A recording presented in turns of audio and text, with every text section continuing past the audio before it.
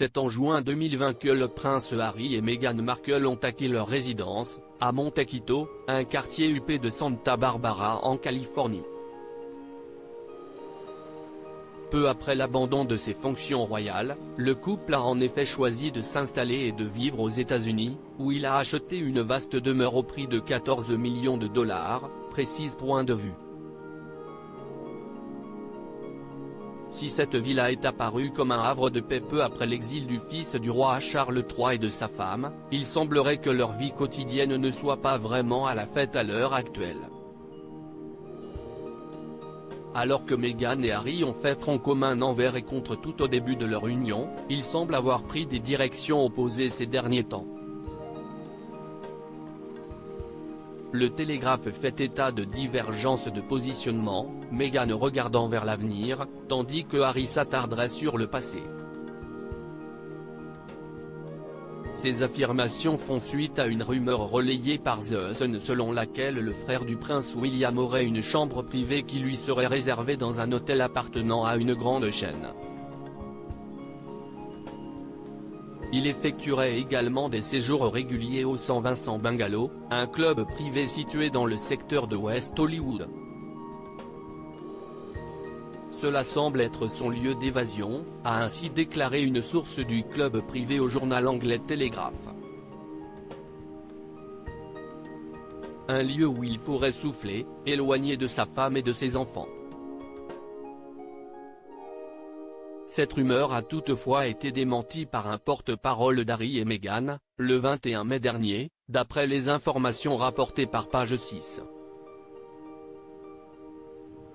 Faire face aux défis quotidiens. Une source proche des Sussex aurait récemment déclaré au Télégraphe qu'ils étaient comme tous les parents d'enfants aussi jeunes, à bout de nerfs.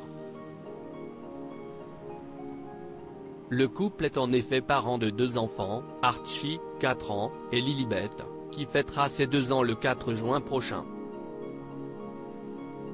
Installés à Montecito, Meghan et Harry profitent d'un cadre idyllique, une immense communauté protégée, réservée à des milliardaires.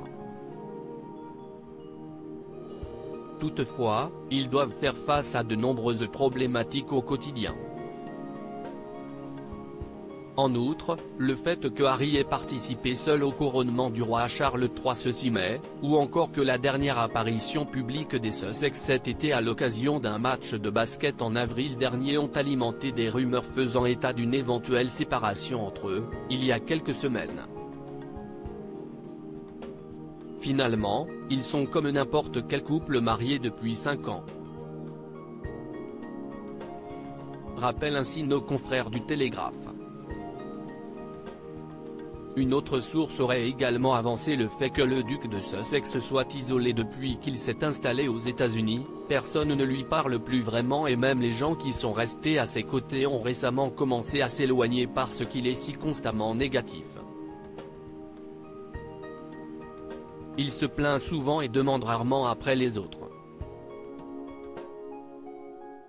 Les gens étaient restés avec lui parce qu'il reprochait à Meghan de l'avoir isolé et coupé de ses amis et de sa famille. Mais il n'a rien fait pour s'aider lui-même. Maintenant, il le voit juste comme complètement perdu, a-t-elle confié aux journalistes du Télégraphe. Une réalité qui pourrait ajouter aux difficultés supposées du couple. Article rédigé en collaboration avec 6 médias Crédit Photo, Backgrid USA.